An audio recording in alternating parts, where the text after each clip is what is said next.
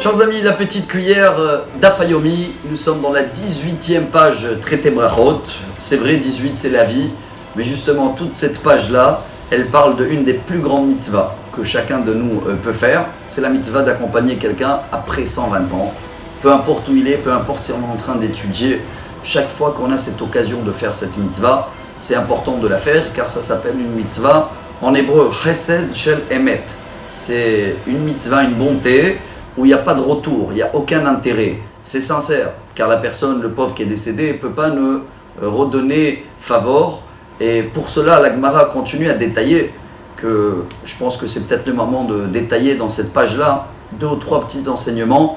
Comme chacun, souvent il arrive à faire cette mitzvah-là, il doit accompagner des personnes qui connaissent plus ou moins, ou il y en a même qui vont des fois des personnes qui ne connaissent pas du tout, pour leur rendre ce kavod. Et le minimum, c'est d'accompagner quelqu'un, arba amot, on dit en hébreu 4 pas, ce qui veut dire 2 mètres. Mais je pense que chacun a remarqué que quand les hommes rentrent dans le cimetière, alors on leur demande de rentrer les tzitzit à l'intérieur. Et c'est vrai que la source de cette coutume, elle est dans notre Gemara, dans la page 18, en disant que quand un homme rentre et il a ses tzitzit katan qui sont dehors, alors ça s'appelle l'oreille larache en hébreu. C'est comme se moquer de quelqu'un qui n'a pas la possibilité de faire cette mitzvah-là. Donc on le demande de rentrer les tzitzit comme un rabbin dans le Talmud, il le faisait chaque fois qu'il rentrait au cimetière. Mais il y a des autres détails qui nous concernent. Et si aujourd'hui on peut apprendre ça ou prendre ça sur nous, il y a des fois des personnes qui ont l'habitude de fumer.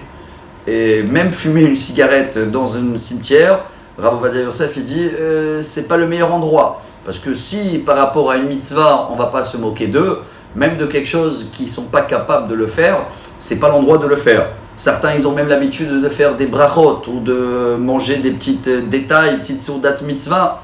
Alors ce serait bien également, à partir d'aujourd'hui, de les faire directement après la sortie de cimetière. On va terminer avec, comme c'est la vie, l'eau, c'est une signe de vie, on dit en hébreu, maim haim. Chaque fois après qu'on sort du cimetière et après qu'on a fait cette mitzvah, qu'aujourd'hui on a compris que c'est une des plus grandes mitzvahs d'accompagner quelqu'un après 120 ans. Alors on se lave les mains. Il y en a qui le font avec un keli, 6 fois, comme après les toilettes. On le fait sans bénédiction. Et vous avez bien remarqué qu'on a l'habitude de laisser l'eau couler. Ce qui veut dire qu'on ne va pas s'essuyer. Ça représente l'eau qu'elle coule, c'est la vie. Avec cette belle page et ce bel enseignement qu'on a appris nous pour notre vie. Alors si Dieu veut, la prochaine fois que ça nous arrive de faire une mitzvah comme ça, on va penser plus à les détails, comment on peut les rendre honneur. Et grâce à ça, si Dieu veut, Dieu va nous donner à nous tous une très bonne vie et que tout va couler comme de l'eau. À demain si Dieu veut pour la 19e page.